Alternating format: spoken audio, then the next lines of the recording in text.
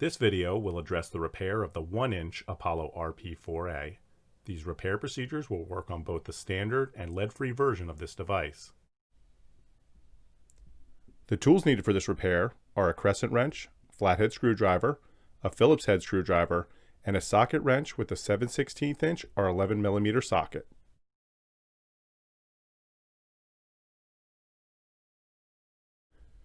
To begin the repair, use your crescent wrench to loosen the check covers, then unscrew and remove them.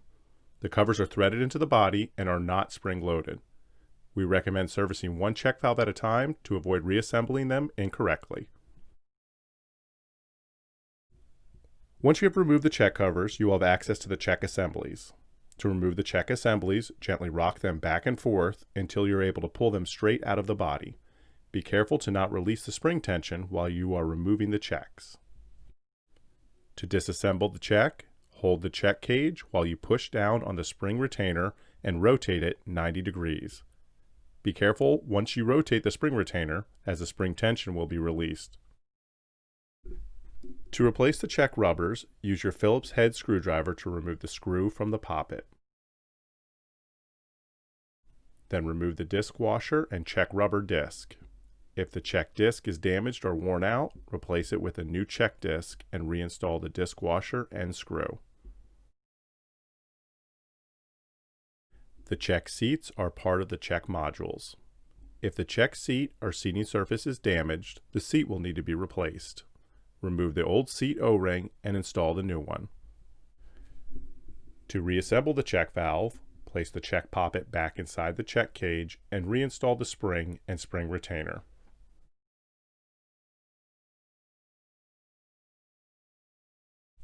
Using the spring retainer, compress the spring until you can rotate the spring retainer into the grooves of the check cage. The retainer should pop up and lock into the check cage when installed correctly. It is important to make sure the spring retainer is positioned correctly so that the check does not disassemble.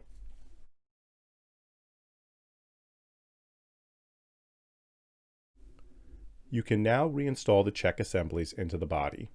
Be sure to reinstall the checks in the correct order, with the number 1 check being placed in the first body cavity, followed by the number 2 check. You can distinguish the checks by the springs. The number 1 check will have a stronger, noticeably thicker spring.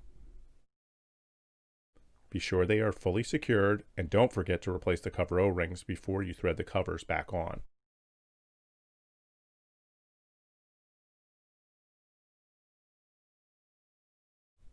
To begin working on the relief valve, remove all 4 cover bolts located on the relief valve cover. The cover is not spring-loaded and it can be removed once you have taken the bolts off. You will now have access to the relief valve module.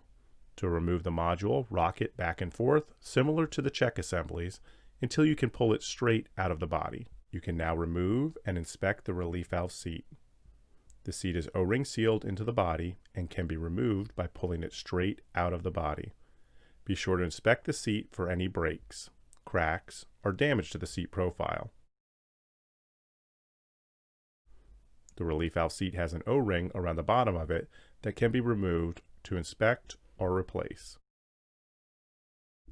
To replace the relief valve rubber disc, remove the Phillips head screw that holds the disc in place. You can now remove the relief valve rubber disc and replace it with a new one.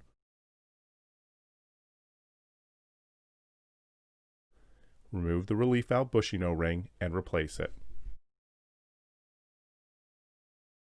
To replace the stem O-ring, you will need to remove the diaphragm plate. To remove the plate, you will need to remove the Phillips head screw located in the middle of the diaphragm plate. Be sure to hold the diaphragm plate firmly while you remove the screw, as you will release the spring tension once the screw is loose. To remove the stem O-ring, use a flathead screwdriver to get under it to help pull it out from the groove on the stem that it sits in.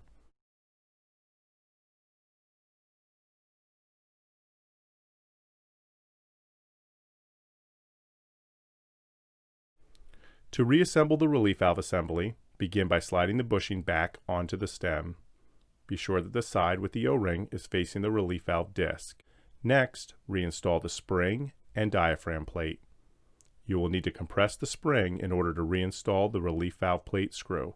so be sure to hold the relief valve module firmly while reinstalling it. To reinstall, you will first need to push the relief valve seat back into the brass body. Now you can push the relief valve module into the backflow. If it is installed correctly, the module should sit inside the backflow without you needing to hold it. Now replace the relief valve diaphragm and reinstall the cover. Make sure that the relief valve sensing line is not blocked by the diaphragm.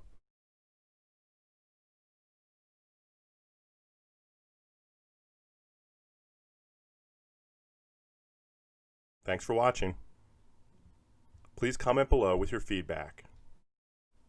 Check out backflowparts.com for more resources. Subscribe to our channel and follow us on social media for more updates.